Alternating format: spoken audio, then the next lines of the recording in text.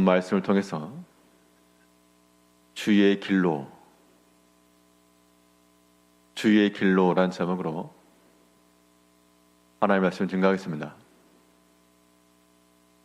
예전 유럽과 중국을 이어주던 상인들이 지나가던 그 길을 비단을 싣고 다녔다. 그래서 실크로드라고 부릅니다.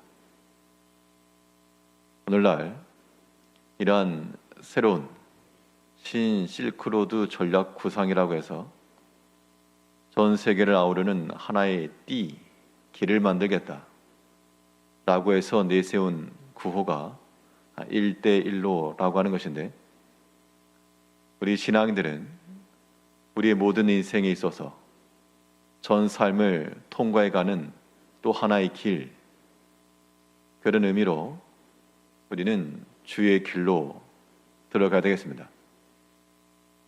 주의 길로 가려면 여기에는 우리의 의지가 필요한데, 우리의 전 인생을 주께로 모으는, 주의 방향으로 나아가게 하는 이 길을 만들기 위해서 우리에게 어떠한 의지들이 필요한가? 본 말씀을 통해 살펴보게 되면, 먼저는 이 주의 길로 나아가기 위해서 배움의 의지가 필요합니다. 배움의 의지라고 하는 것은 주의 길을 우리에게 가르쳐 주시고 또한 깨닫게 하시고 주의 길이 무엇인지 그것을 알고자 하는 그런 마음을 가져야 됩니다. 시편 기자도 말하기를, 지금 나의 처한 여러 가지 곤란한 상황 중에 주의 길이 무엇인지를 가르쳐 달라고 탄원하고 있습니다. 우리 11절 보시면, 여호와여 주의 도를 내게 가르치시고, 주의 도라고 하는 것이 하나의 길인데 실제로 우리 걸어가는 그러한 길이라기보다 우리가 나아갈 그런 방향, 또 하나님이 기뻐하시는 그 뜻, 우리를 향하신 하나님의 말씀, 이란 의미에서 주의 도라고 우리가 생각해 보게 되면, 원수 때문에, 원수를 생각하셔서 원수로 인하여 내가 지금 큰 곤란함에 처했는데 이것을 탈피하고 그 원수가 없는 그 평안의 길로 나아갈 수 있도록 주의 길을 내게 가르치소서라고 말하고 있습니다. 가르친다라고 하는 것은 주께서 가르치시는 것이니까 우리는 그 가르침에 대해서 배우고자 하는 마음을 갖는 겁니다. 배운다라고 하는 것은 그 감추어진 의미를 찾고 깨닫는 것인데, 지금 현실적으로 처한 원수로 인한 곤란함, 그러한 고난, 까닭 없이 당하는 그러한 모멸감, 이런 것들을 우리가 당할 때 다윗이 경험했던 것처럼 참 견디기 어려운 순간들입니다. 그러나 우리가 주의 길로 나아가는 자들 되려면 그런 모든 것들 속에 감추어진 하나님의 뜻과 또한 그 은총을 우리가 깨달아 알아야 됩니다. 하나님께서 이러한 일을 다하게 하신 이유가 무엇일까? 이것의 궁극적인 의미는 또 무엇일까? 라고 하는 그 의미를 깨달아가는 것, 이것이 우리가 주의 길로 나아가는 그런 방향입니다. 우리를 향하신 하나님의 뜻을 발견하려면 여기에는 한 가지 방법이 필요한데, 그냥 깨달아질 수가 없고, 어려운 문제를 풀고 해결해내기 위해서도 문제를 보자마자 바로 풀어내는 그런 능력은 거의 없기 때문에 그 과정을 복습을 하고 또한 그 원리를 이해를 하고 곰곰이 생각하게 되면 답을 찾아낼 수 있습니다. 마찬가지로 우리를 향하신 하나님의 그 뜻과 또한 감추어진 그러한 하나님의 선하신 길을 찾아내는 데 있어서도 여기에는 우리의 깊은 묵상이 필요한 겁니다. 그래서 하나님의 그 뜻을 이해하고 또 또한 그 가르침을 받기 위해서 배우는 거니까 가르쳐 달라고 해놓고 도망가면 안 되는 겁니다.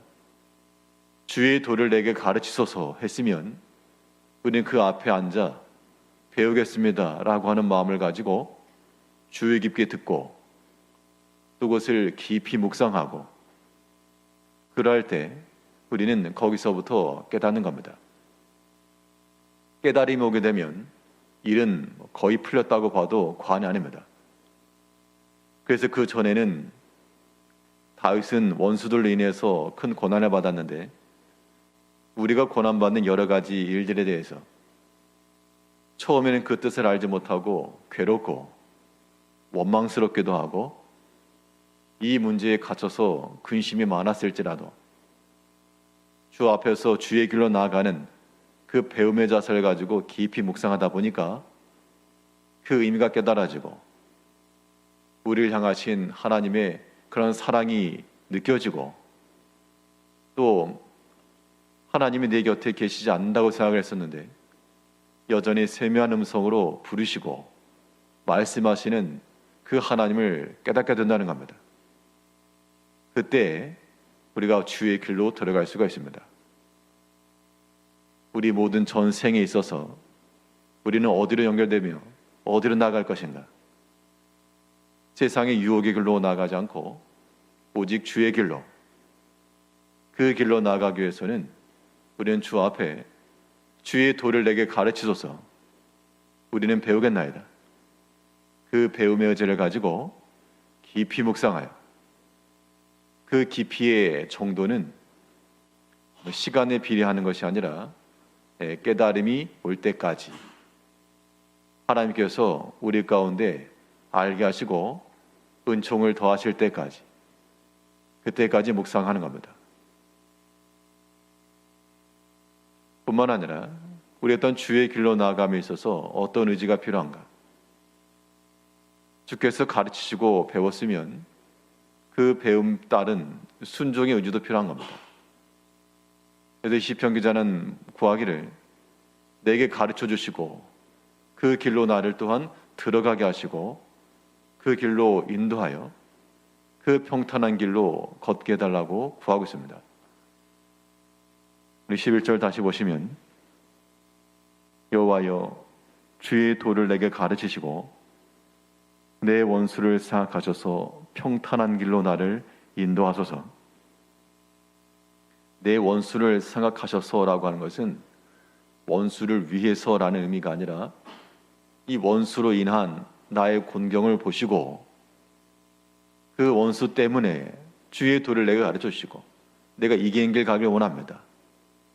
뿐만 아니라 그 길로 나를 인도하여 드리소서.